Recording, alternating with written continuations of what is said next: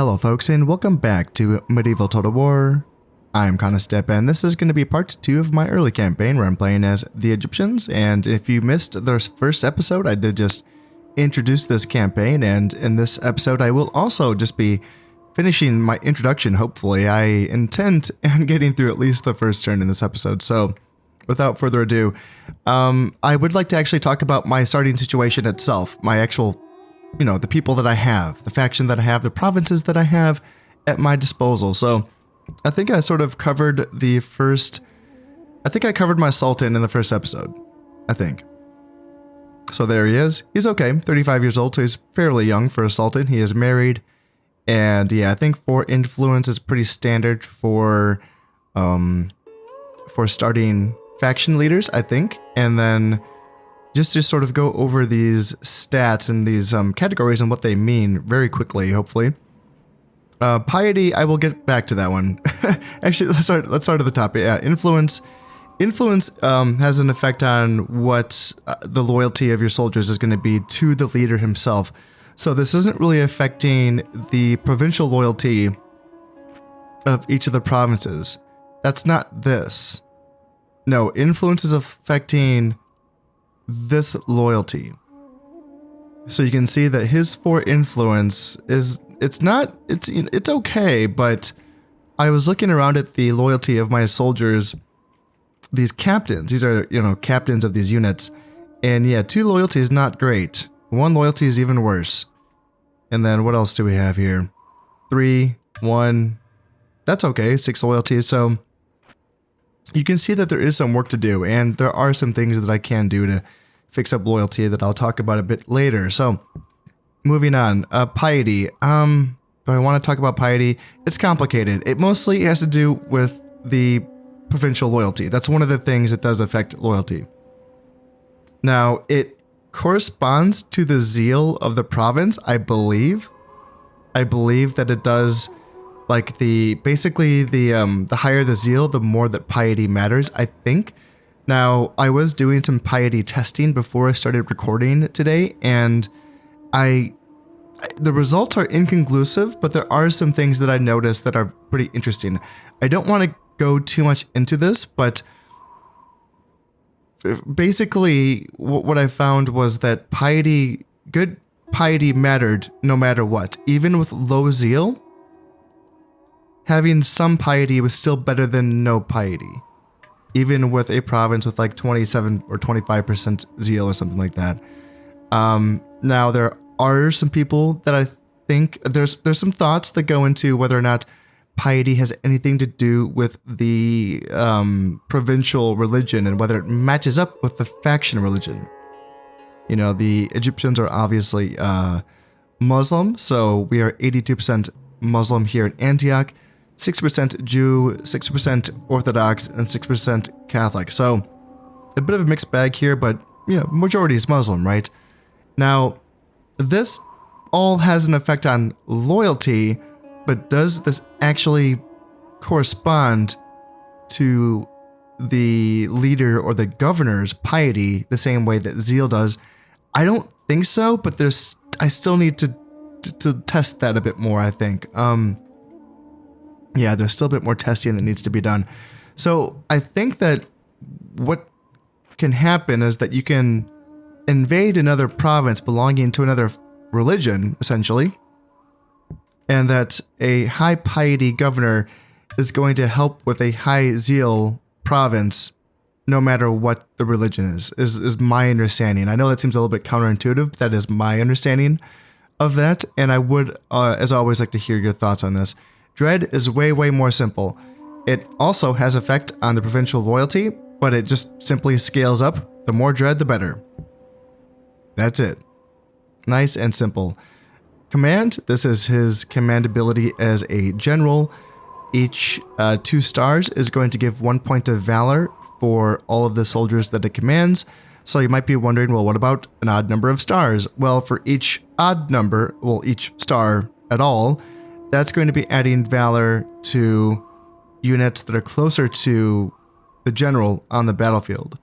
So units that are within, like, I believe a 50 meter radius on the battlefield should be getting 3 points of valor from him instead of just the 1.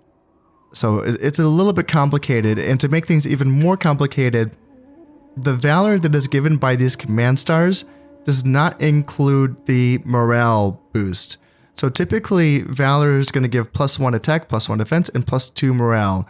If you're getting valor from a building upgrade or a provincial bonus, you're going to be getting that +1, +1, +2.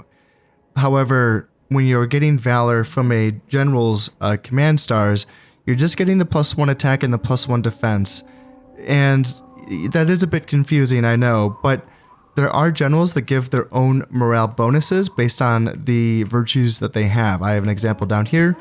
This general, he is a fine leader, and a part of this is going to be giving +4 morale.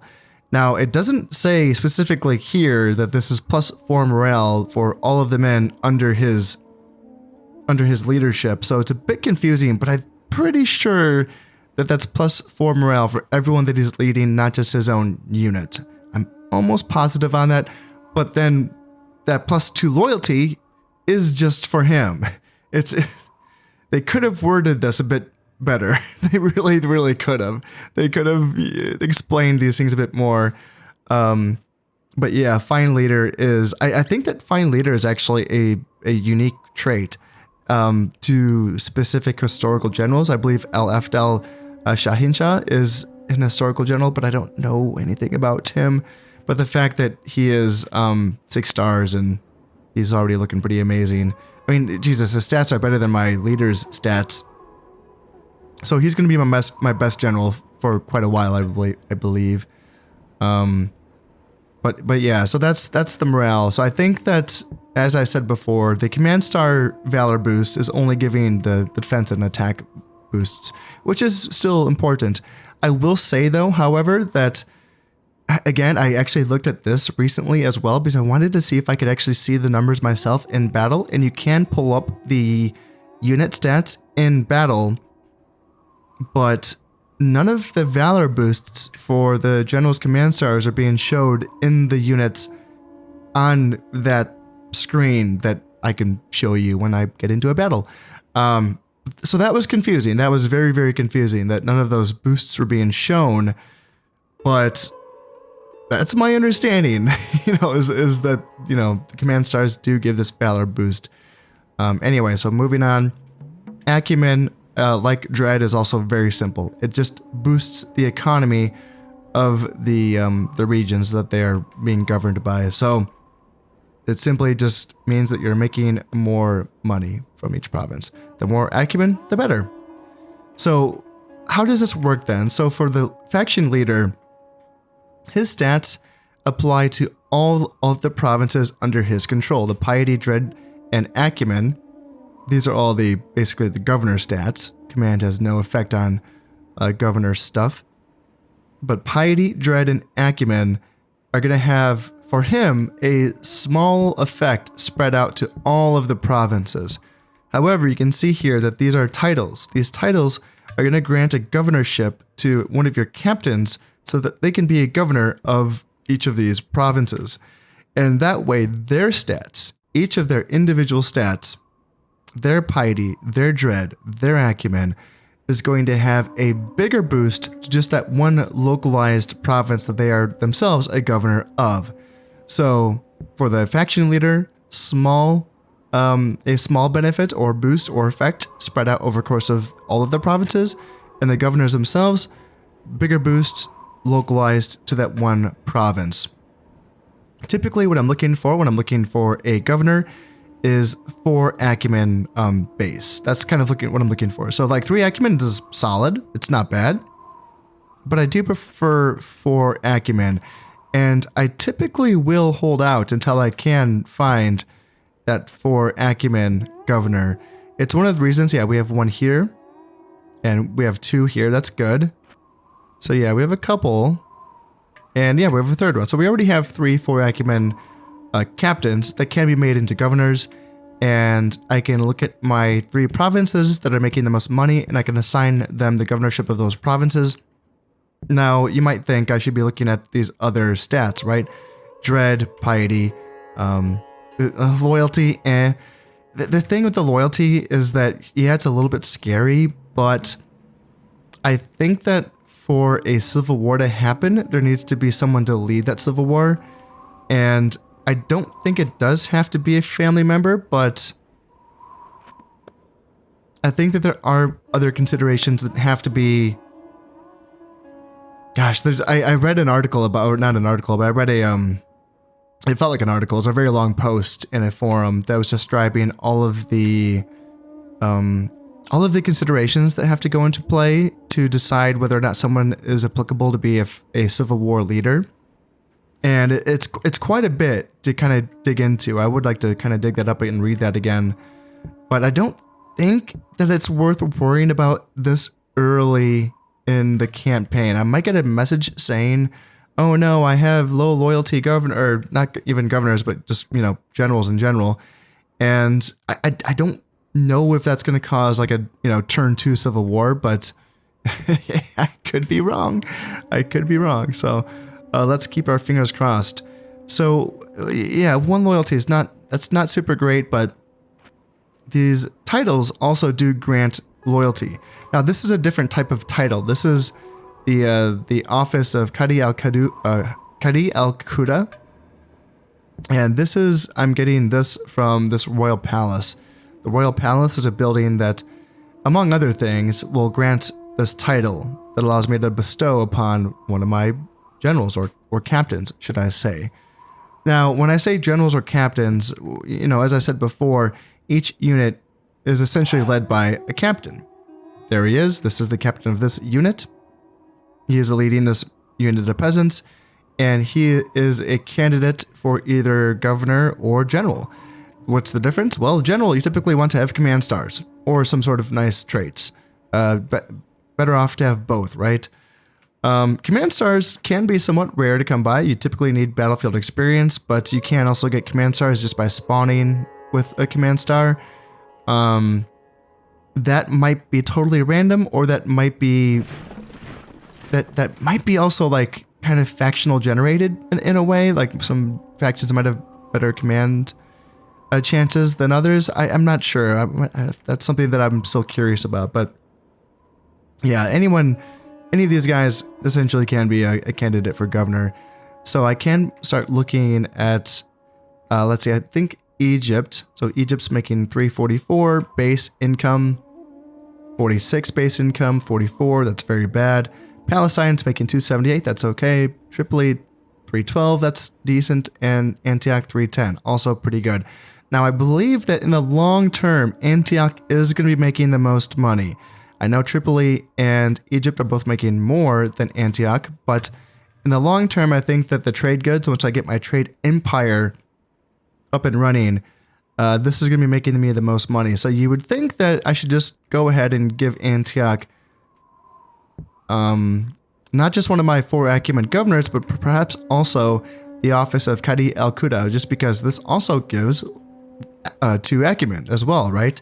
So why not boost the governor that will be in charge of my highest, economy province?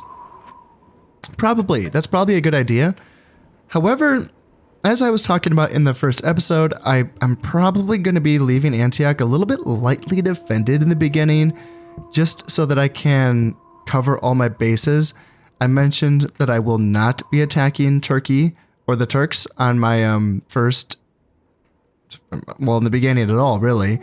I'm going to hope that they turn their attention on the Byzantines and that I can sort of peacefully build up. That's going to be the plan here. Now, in some ways, there's some risk here that's given me a 1, 2, 3, 4 province border with the Turks and the Byzantines, not to mention this 5th province border with the Almohads. So that's a lot of borders right there. There's a risk in that, and I'm going to have to essentially, I would say, what was I thinking? I was thinking maybe having armies in Tripoli to protect Antioch, and then Sinai, an army in Sinai can protect Palestine, Arabia, and Egypt. Leaving Egypt lightly defended, though, is a bit risky just because this is my highest teched up province. It has a port already. It has that royal palace, which is giving me that that title. Yeah, it has a spear maker, so I can train Nubian spears here. And I can train urban militia as well. So it's not much, but it's, you know, it's the most that I have. So leaving Egypt lightly defended doesn't feel right either. So I think that even though focusing on having bigger armies in Sinai and Tripoli is going to be the good play or the right play, I think that I can also give Egypt a little bit of love as well. Just a little bit, just to keep the... I'm not too afraid of the Almohads looking in my direction. I think they would be too busy kind of focusing on their Iberian conquest. They do have a GA objective in the beginning, and we can look at this here. They have an objective in the beginning to take Valencia, which they do not own. So they should be focusing their attention on Valencia and not so much on poor old Egypt over here. So hopefully they leave me alone, and that way I can sort of leave Egypt somewhat lightly defended, but maybe just a little bit of stuff there to, you know, make sure the Almohads don't look in my direction. Although I will say, it does seem to be true that when you build up forces on other factions' borders, then they always seem to mirror that force buildup.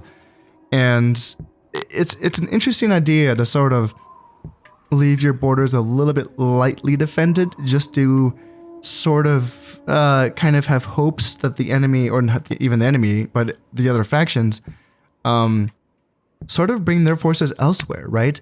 I feel like you can sort of sometimes end up trapping inadvertently other factions' armies all on your borders instead of having, like, you might even be fighting them, right?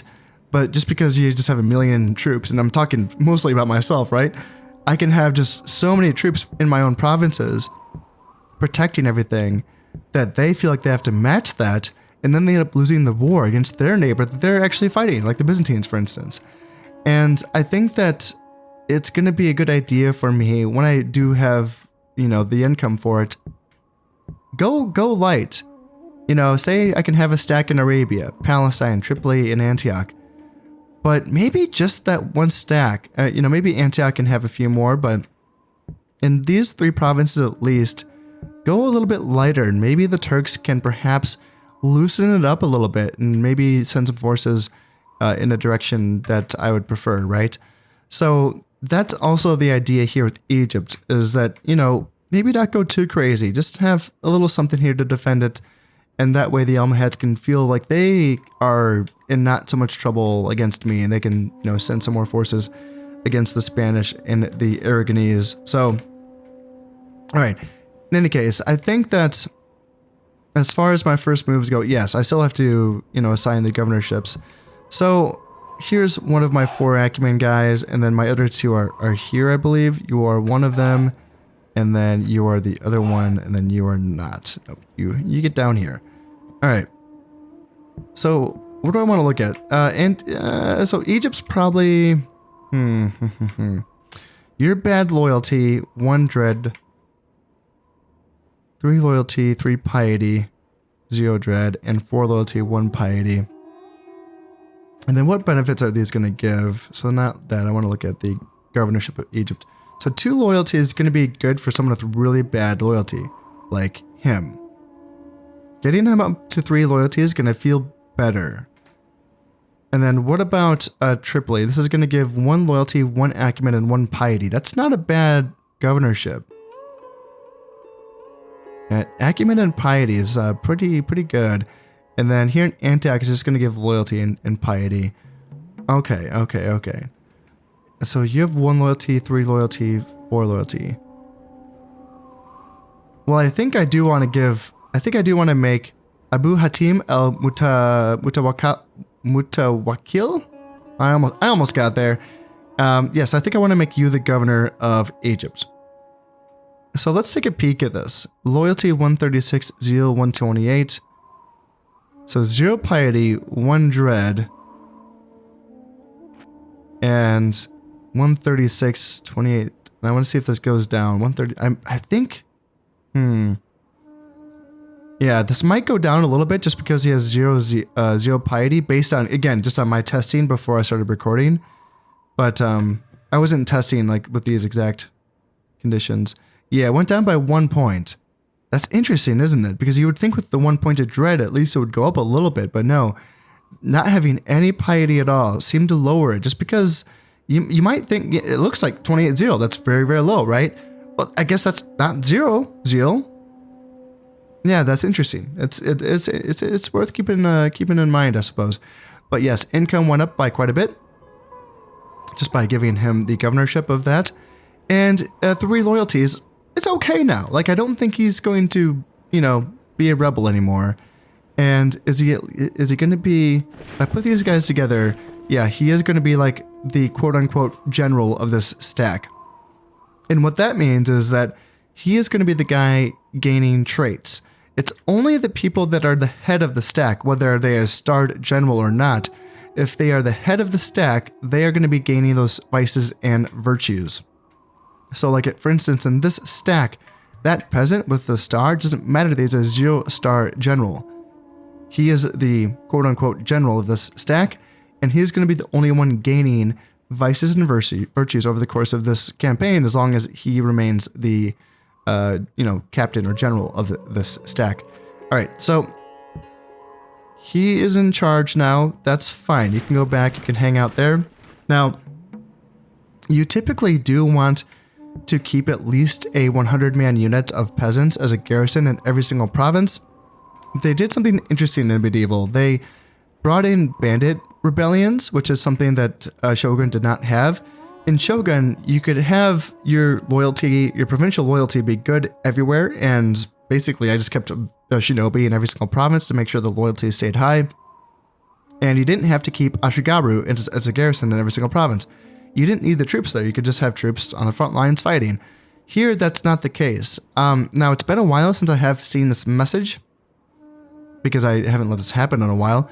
But I do remember, my early playthroughs in this game that even if you would check a province, an empty province with no troops, but say you just kept the taxes low enough and people were happy and people were fine, and you think, hey, things are fine. You look at the loyalty and you're like, hey, everything's green, everything is fine. If you had a province without any troops in it, now it might not happen immediately, it might not happen in the first turn, but if you leave it empty of troops, of a garrison at all, I believe there was a message that would come up that would say, well, there's a bandit rebellion. Now, nothing too extreme, just a couple of rebel units that you have to deal with, but it still can be a bit annoying to deal with in the early parts of a campaign where you kind of need your limited resources in the right places, in the right moments, and not maybe going back to your back territories to deal with a bandit rebellion. So it can be something that's a little bit tedious to deal with in that moment. Now, if I remember correctly, that message that would come up would say that it was this happened essentially because there was less than 100 men in this province, which would seem to indicate that a 60-man unit of, well, in this case, Nubian spears are supposed to be 100 men, but yeah, a 60-man unit of Nubian spears would not suffice as a garrison. That's what that seems to indicate, if my memory is holding here. I might be misremembering this, and maybe that's not true. Maybe a 40-man unit of Bedouin camel warriors is enough as a garrison, but I don't think so, and I've always just used peasants because they have cheap upkeep and they are a 100-man unit. I know that loyalty is applied to a province due to the men in the units themselves, so a 100 men will give more of a garrison boost to the loyalty than a 60-man unit. I know that is true. I know that much. Moving on, we have Tripoli and Antioch left to give to either of these two guys here. So one has 4 loyalty and 1 piety, and the other has 3 loyalty and 3 piety. So what's going to matter here? Tripoli has 26 zeal, Antioch has 29 zeal, so you probably want the higher piety guy here. This is going to give 1 piety, and that's going to give 1 piety. So you probably want the higher piety in Antioch. So 129 or 21% loyalty, 29% zeal. And yeah, 1 loyalty, 1 piety. Let's give it to that guy. And yeah, loyalty still went down by 2%, but I believe it would have gone down even more if it was given to him. Just, you know, based on my testing. Now, this man, this governor of Antioch does not need to be in Antioch. That does not have any effect on the loyalty of this province at all. So that does help, actually. Now we just have you, and this is pretty simple. Give you to Tripoli. Yeah, you will be the governor of Tripoli, and that's going to be good. You're going to be getting piety and acumen, all good stuff. So yeah, 132% loyalty, 312 income.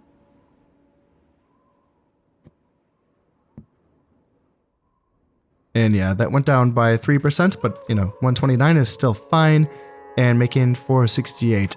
Now as for the other provinces, Sinai, the Kadi El Kuda, that's right, I still need to assign this to someone. Should I assign this to the governor of Antioch? Probably, I don't think so. As I was saying before, so we have 468, 482, let's give it to this guy, the governor of Egypt, Amir El Mutawakil. Hey, I got it that time, I think, maybe. And yeah, let's give it to you. So making 482 and boom, up to 5 loyalty. How about that? Making 550 on normal taxes here in Egypt. That's not too shabby. That is not too shabby. Now for Arabia, Palestine, and Sinai, I probably will just wait till I get better governor candidates. I know that I have a couple guys that are of 3 acumen, which is borderline, right? You might think, like, why not just go ahead and give it to him? But why not wait? You know, like I would be getting a boost in the short term by giving it to him, but no, that's 1 loyalty, 3 piety for Jerusalem or Palestine, 27 zeal, and that just gives loyalty. Okay. Yeah, I might just wait. Okay, Egypt. I think I want some Nubian spears to be trained here. I may as well wait for my forts to be finished in all of my provinces before I start training Bedouin camel warriors. Just because I just need a fort to train them, and I'm gonna have so many camel warriors. I'm gonna be drowning in camel fur. It's just gonna be so many of these guys.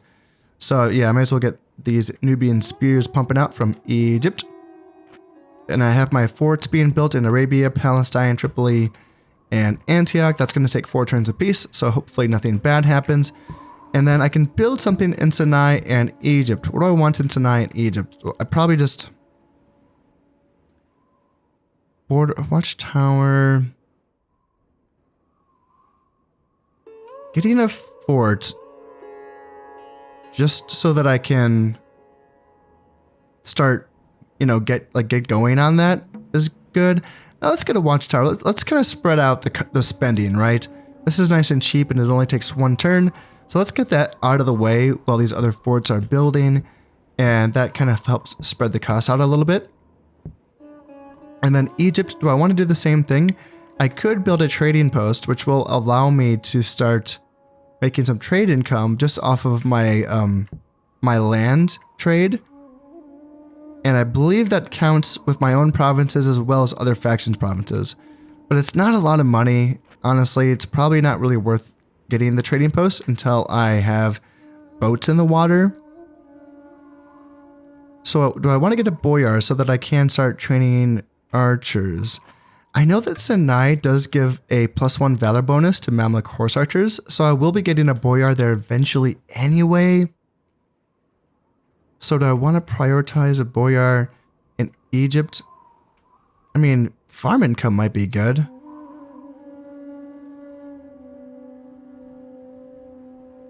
Let's see, what's the farming? Farming is, it's 550. That's the entire income.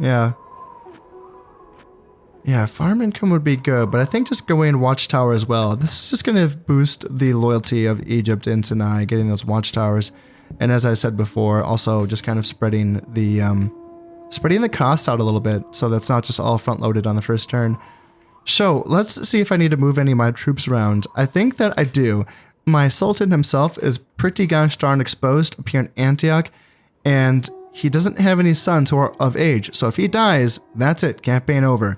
That's one thing about this game that's super stressful. So, yeah, and it's interesting as well. There are no princesses for the Muslim factions. It's a different setup, and I believe there's a little bit of historical kind of background to this. Now, I'm probably the last person that should be talking about anything history related, because I'm positive that every single person that is watching this channel knows more about history than I do. That's just a fact. I don't know much, but I've spent the last couple of years trying to learn a little bit about this period, this setting, the medieval setting, and that this game takes place in. And the things that I've sort of, kind of noticed when I'm learning about the Catholic countries or nations and these Muslim nations is that it's really interesting how they kind of had these succession crises for sort of opposite reasons, right? The Catholic kingdoms would basically, like an heir wasn't, what's the right word? He wasn't, he wasn't legitimate. He wasn't legitimate unless he was born from a queen, right? Whereas like an heir that's born out of wedlock is a bastard, and therefore he doesn't have quite a strong claim to the throne. In some ways, this kind of strengthened the Christian kingdoms because it sort of simplified the succession line. Like there was less options. You knew who was legitimate, you knew who was oldest, and that was that. That was the question. He was born from a queen, and he was the oldest, and there you go. That's the person who's going to be the next king. The bad part is, if you don't have any sons, or if they all die in young age, which happened all the time, and if the only the only options for succession were essentially a bastard son or an uncle, then that's how you end up with a war, and that happened all the time, of course. What's interesting, though, is that the Muslim factions also ended up with succession wars all of the freaking time as well, for the opposite reason, because their heirs, it didn't matter, if it came from the wife of the Sultan or the Khalifa. It could be come from any of the slave women, or there's a word for it, the concubines. Yeah, from any of the concubines that are in the harem, any son would be considered a legitimate heir to the throne, right? So there's a lot of options. That's great. But, then there's a lot of options when it comes to who's going to fight over it. Sure, it's one thing for a dying man to say, this is who I want to be the next in line. But then any factions that are in the court can kind of pick who they're going to fight for. And then you end up with your own succession crisis.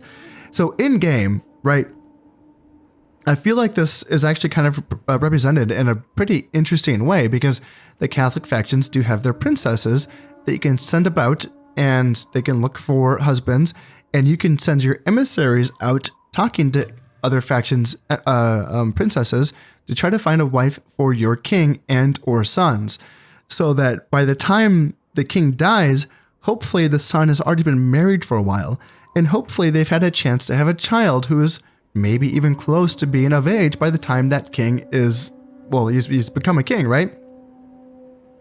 But that can be a bit stressful. Finding another faction that's going to allow you to marry their daughter can be a stressful thing. A lot of them say no. It can be a really hard thing to deal with sometimes, especially as you get, throughout the campaign, and as other factions start to die, and then there's less options for princesses because there's less factions. And then, in the late game, it can be a bit stressful as well. The Muslim factions seem like they sort of, you might think, well, this is a disadvantage for them. They don't have princesses, so you don't have any agency to make sure positively that all of your men are married by the time the sultan or the khalifa dies, therefore the next in line will be married and he will have a son on the way. I don't think it matters as much, or if at all, because it seems like in my understanding of this, they can have sons out of wedlock. Based on what I just said, with that, that whole historical context, it didn't matter to them. An heir, it didn't matter. They could be unmarried and they could still have a son.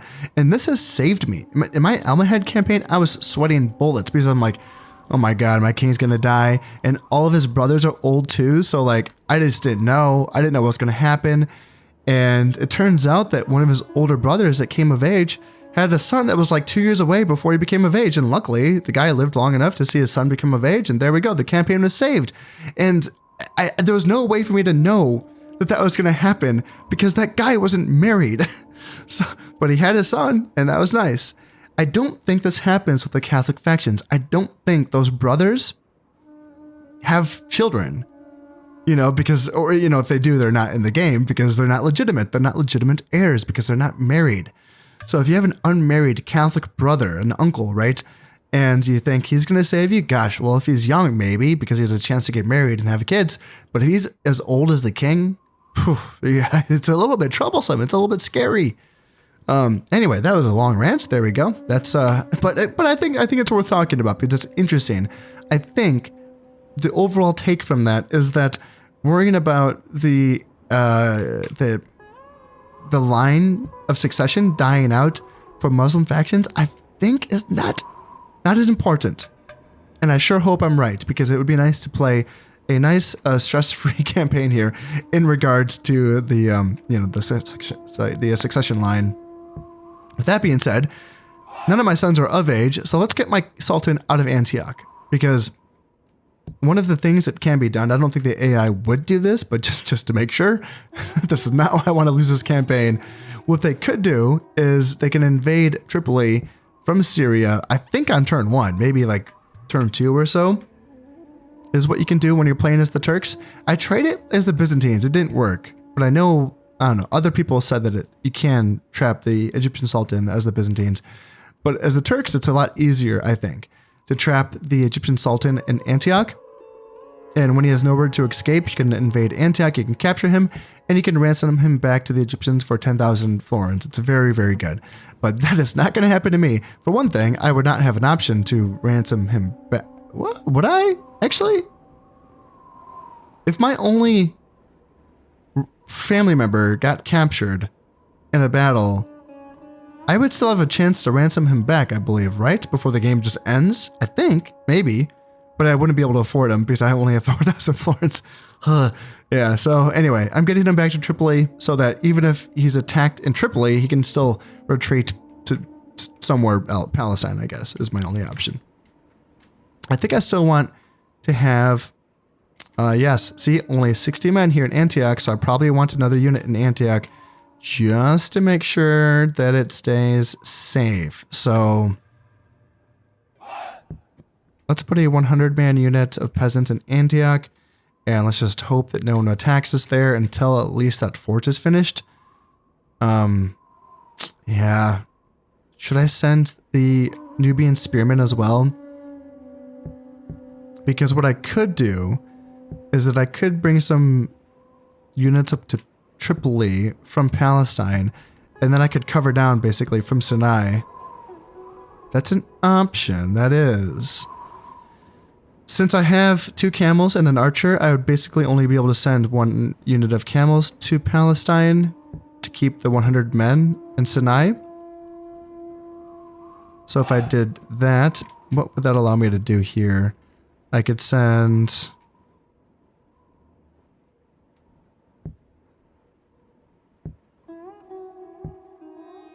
Let's just...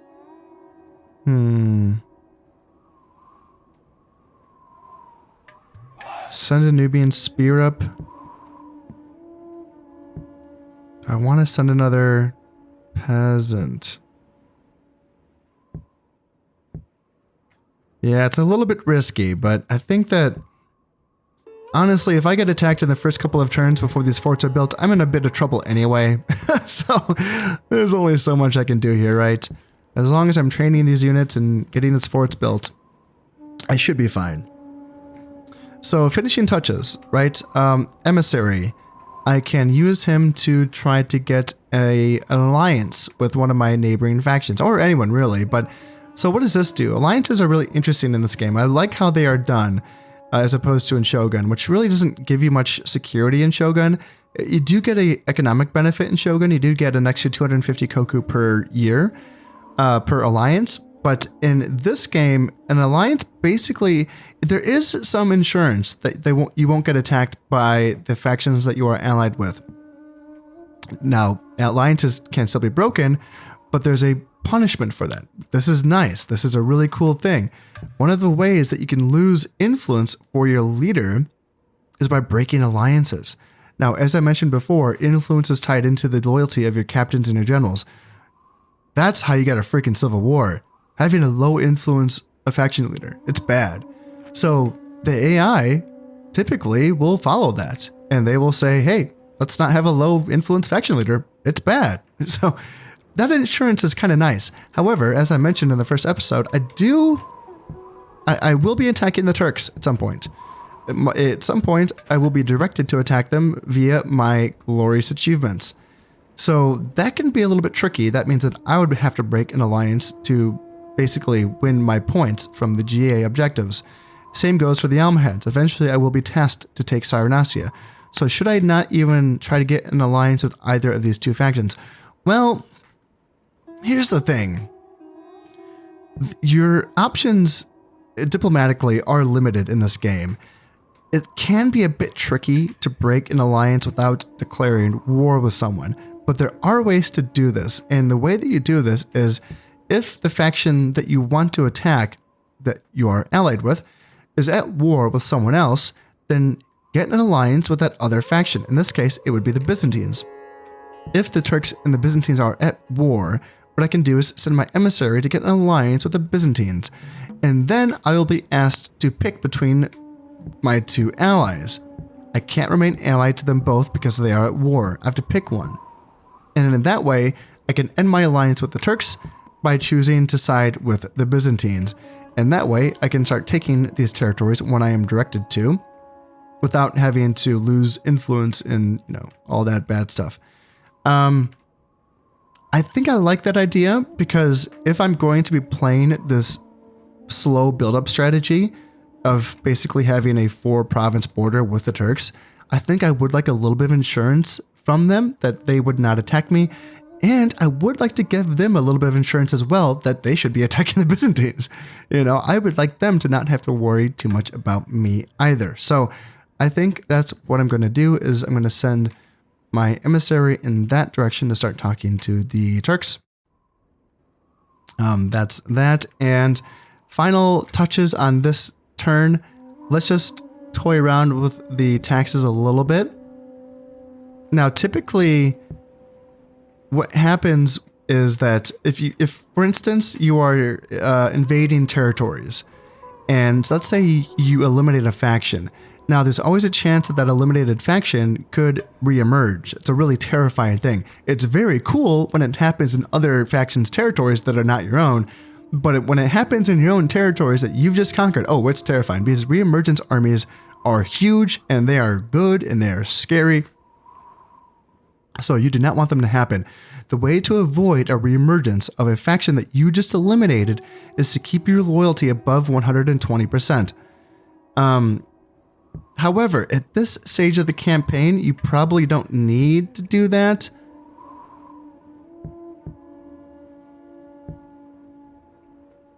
Like 108% loyalty here in Egypt probably is going to be fine.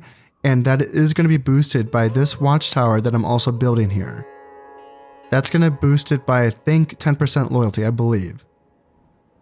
So having very high taxes in Egypt, making 688 florins in Egypt, is probably pretty good. Sinai ain't going to make much anyway.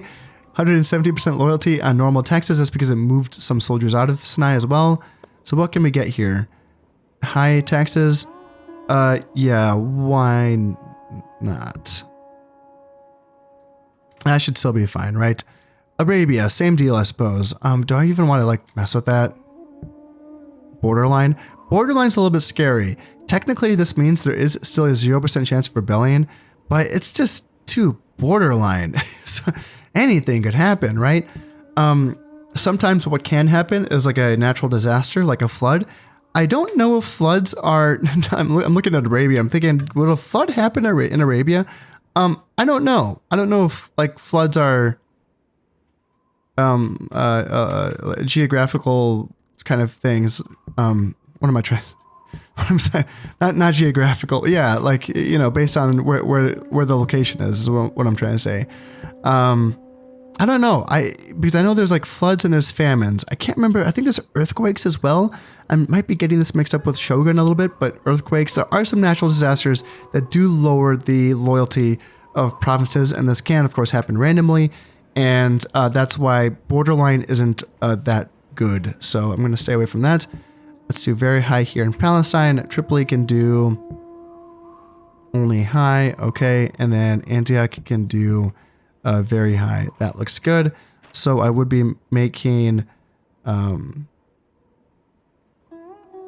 total profit is 1729, and yeah, that's not bad. It's not bad, I think. So am I ready to finally end my first turn in this campaign? I think so. I think I am. There's nothing else for me to look at here.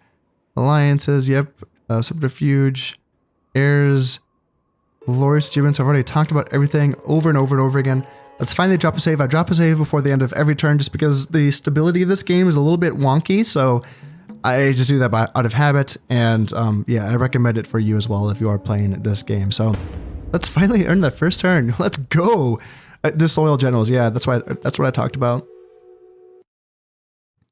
You now have a significant number of generals who have no loyalty to you. If they revolt, it will start a civil war. You should take steps to improve their loyalty or remove them from positions of power. And I can talk about that more in a second. So yes, watchtowers have been finished here in Tanai. And yeah, I really like the artwork in this game. It's very, very well done. Adds a nice touch to the game as well. And how is loyalty? Loyalty is looking okay. And so yeah, let's look at what we have here. So yeah, so this is the new Nubian spearman that was just trained in this turn, and his loyalty is fine. His loyalty is also still fine. This is the governor of Egypt. How about you? Your loyalty is fine. You, of course, are a boss, so you are great. And then here we have 3 and then 3. 3 is fine for both of these guys. I can group them together. Also, what's your acumen? So yeah, only 2 acumen, so you will not be a governor of any of these new provinces. What about you? So only 1 loyalty. Luckily, you are in a province with the Sultan. So the thing is, boom, now no longer a problem. His 1 loyalty, he's in a sack with the Sultan, so it does not matter. Captains and generals cannot rebel against you or the Sultan if they are in a stack with him. He's essentially keeping an eye on them, and they are not going to do anything wrong. And what about out of these 3 guys? So 1 loyalty, 2, and then only 1. Okay, so Jesus. So this is kind of a scary little group here. So they are bad.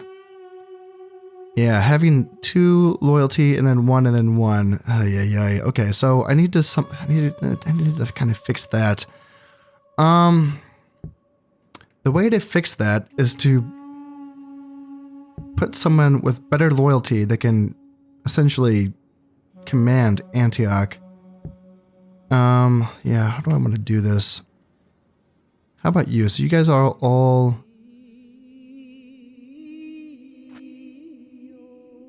So a 3 loyalty Bedouin camel warrior.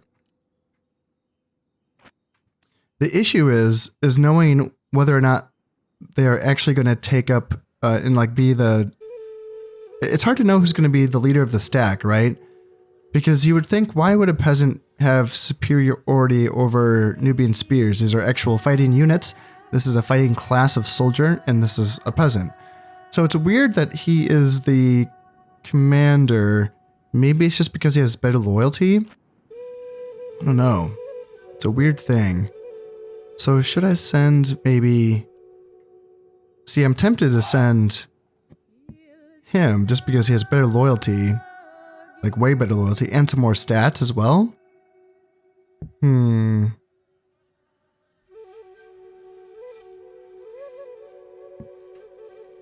Yeah, it's hard to say. I think that maybe what I can do is send both of them up. They can start making their way to Antioch, and then I can send you over to Sinai, and that way I can send these guys over to Palestine to sort of cover down here. And yeah, that looks okay. Then in Egypt and Sinai, I can go ahead and build the border fort. This is the upgrade to the watchtower. This is going to add an additional 5% provincial loyalty. And if we look here, so yeah, Egypt was at 118, it's now at 128. And yeah, Sinai also is looking good. I can bump taxes up a little bit here. That looks fine. Normal is fine. Very high, Tripoli. So yeah, let's just boost that up to very high. And Antioch's very high is fine as well. So yeah, make a bit more money there. Now let's go ahead and put in these border forts. It costs 200 florins, but it only takes 1 turn to build. I like that. It's a nice flow. It's nice, nice fast build times for these watchtowers and border forts.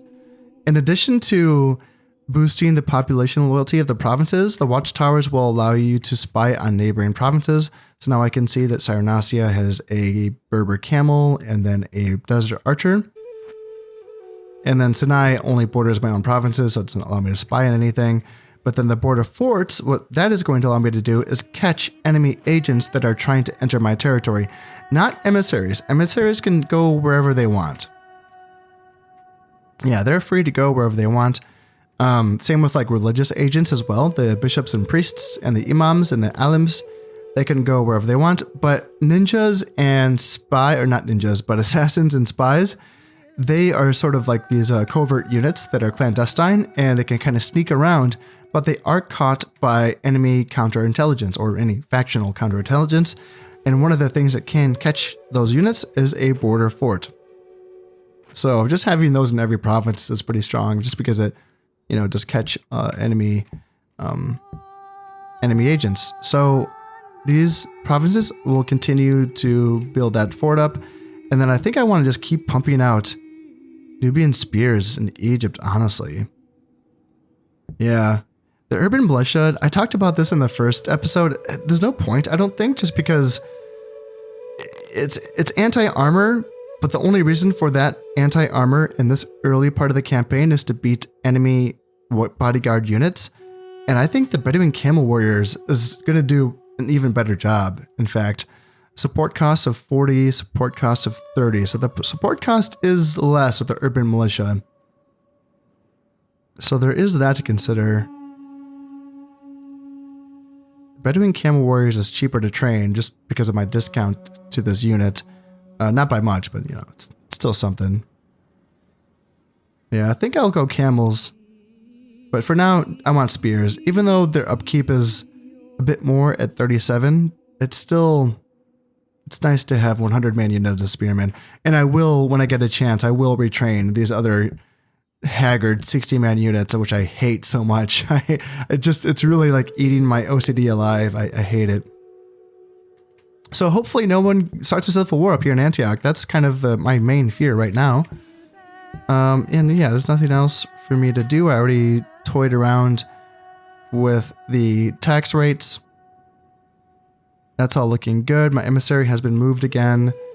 And yeah, just flying through the turns now. Drop another save, and then let's end this.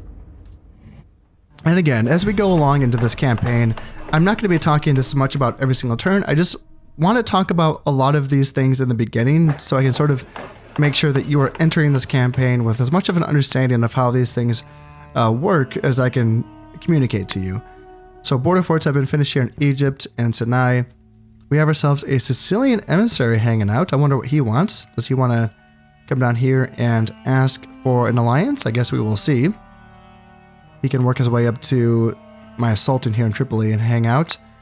And yeah, we did not get any civil war. Thank goodness gracious. And we have a Turkish emissary as well. One nice improvement that was made in this game as opposed to Shogun is that you don't have to find the other factions' leaders themselves to actually talk to them. If you simply find like an emissary, you can hover over them and then propose the alliance. And now I'm going to now he's going to track down the leader on his own, essentially, which is really nice. It's a really nice like quality of life improvement that was made in this game. Let's see. I trained up another unit of spears, did I not? Yes, I did. Another 1 loyalty, goddamn.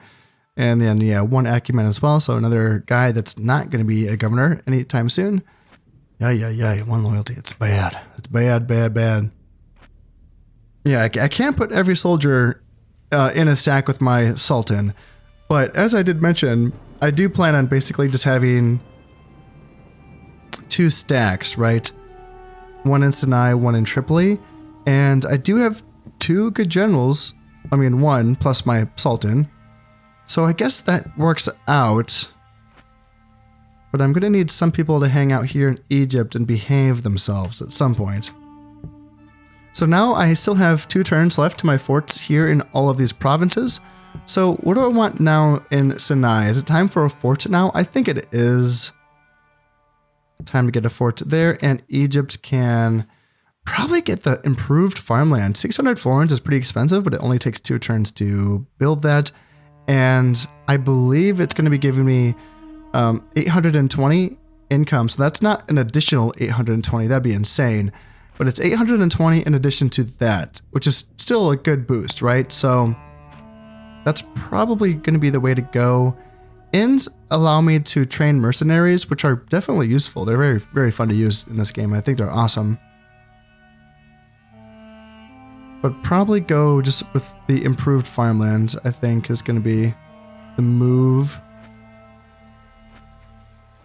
There in Egypt. And then in Sinai, yeah, they can start working on the fort. And once all of these forts are built, I can start training out peasants in all of these forts. And that's going to give me many more opportunities to find governors for these last 3 provinces as well. So that's going to be a nice little boost once I get those forts finished up. Now let's just move these troops up to Antioch in hopes that they can sort of stabilize this situation up here in regards to the loyalty of these dudes. Do I want to like reinforce Tripoli? Tripoli's a little bit haggard. How? Just by like giving them... Suppose I can move the spearmen up and just do that and do this, and then reinforce here with those units, perhaps? Yeah, that feels a little bit better. Okay. Yeah, it feels a little bit bare bones, I'll tell you what, but I'm going to feel a bit safer about this if I can get that alliance with the Turks. So let's go ahead and drop another save and end another turn here. Keep our fingers crossed. Let's see, the Germans are the strongest military. Okay, good for them. Well, and this is going to show me that the German king is here in Bavaria as well. That's an interesting little tip that I learned by watching Count MRVHS's channel. He's a YouTuber that I have mentioned before, but yeah, that's one of those neat little tips that I did learn from him. And here we go. So Prince El-Mustali is my first son who has come of age. So we will check him out in a moment. And yes, here we go. So, hey, so they got to me before I got to them. The Turkish Sultan has sent an emissary. He offers an alliance and suggests that our forces might work better together. Will you accept the offer? Yes, sir. Yes, sir. All right, Prince Al-Mustali. He's irritable, so that's going to be +1 dread for him. And then he has a killer instinct, which is going to be, so he has a talent for killing, making him quite effective on the battlefield and discomfiting those who stand against him. +2 valor, +1 dread. That's a pretty good one, right? So that +2 valor is going to make him a very good fighter. And that +1 dread will make him, well, it's going to affect his leadership stats as a governor / in this case, he's going to be my first heir. So he's going to be the next sultan. And yeah, that's a good trait. Let's go take a look at him as well. Ooh, 1 loyalty. Oh, damn, that's bad. Okay, so he's going to be babysat by his dad. Yeah, he's just going to be hanging out with dad. The 1 loyalty is not an issue as long as he just is in the same stack with Papa the rest of his dad's life. So he's not going to be leading any armies by himself. No siree. Also, what's unfortunate about family members is that they cannot be made governors. That's unfortunate. It's too bad. So you can't like assign them the governorships of provinces to boost their loyalty. And also, a lot of times, family members have pretty decent stats themselves. In this case, like, not great acumen, but they can have good acumen, and doesn't matter. They can't be governors until what can happen is that the uncles of the king, once the son like becomes of age and he becomes the next in line, the uncles are no longer part of the succession. Therefore, they kind of fall out of the family, quote unquote, and then they can be used as governors, but only then. So these guys, Prince Baybars and Prince Nasir, they aren't necessarily, inconsequential, not just as backup, lifelines, but also their stats do matter because they can potentially be governors at some point in their careers. Now let's check out these guys up here. So now that we have two decently loyal, okay, so the 3 loyalty guys are going to take over this stack. I'd prefer if there was this guy, but hey, you know what? 3 is better than 2. So hopefully that does solve my bad loyalty issues. And did I forget to train a Nubian spear in the last turn? I think I did. Ooh, that's bad. I can't be doing that. I have to keep training these guys. Yep, that was a mistake. I'm down 1 Nubian spearman because see, this is what happens. I'm going too fast. That's the problem. Oh man, I'm going too fast. Don't rush me. Anyway, 1 turn before these forts are finished, eh? And now that my emissary is no longer needed to hunt down the Turkish Sultan to try to get an alliance with him, I can use him essentially just as a scout, I think. Would be a good idea, just to kind of poke around and see what is happening here. So the Turks, they have a 4-star general, Hassan-i Sabah, skilled attacker, so +1 command when attacking, 4-star general, pretty good stuff. 2 Bedouin camel warriors, 2 desert archers, and then nothing built here in Syria. So let's go check out Odessa and see if they have anything there. Yeah, I can just use my emissary as like a little early game spy here to check things out. And it looks like the Almohads are sending their emissary over to talk to me as well.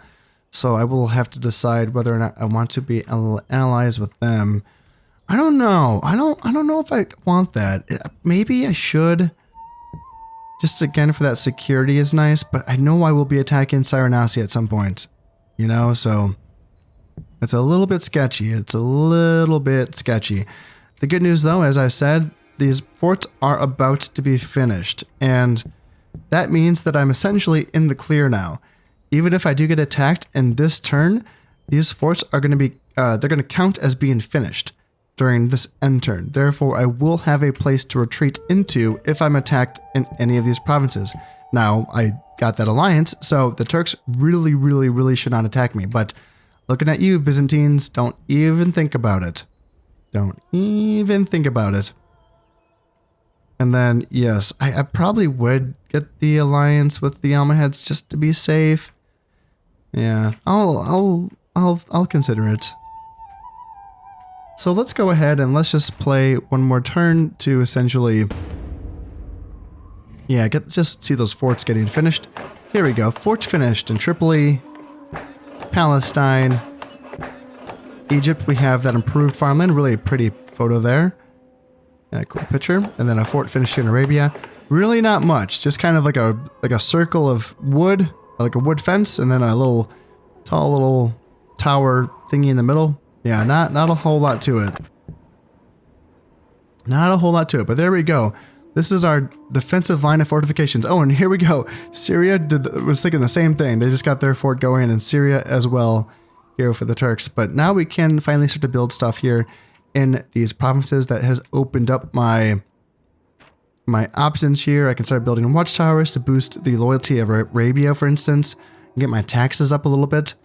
I can start training Bedouin camel warriors and peasants in all of these provinces just to get a bit more oomph and a bit more soldiers, and maybe find some governors for these last 3 provinces. And I can consider, yeah, Antioch and Tripoli. It's going to be very tempting to build up these ports and these trading posts, so that eventually I need these 2 buildings, and then I need to make a boat maker. I think it's called, or maybe it's called a shipwright. I can't quite remember, but that allows me to actually build boats, not the port itself. The port just kind of is a connector, but it's the boat maker building, the shipwright, that allows me to start building boats, and that's going to allow me to actually start building my trading fleet. And that's where Tripoli and Antioch and Egypt start making some insane money. And that is what I'm really looking forward to doing. But you know what? That is all. Going to have to wait until next time. And as always, I hope you have enjoyed this one, and thank you very much for watching. This has been Concept playing Medieval Total War. Thank you very much, and goodbye.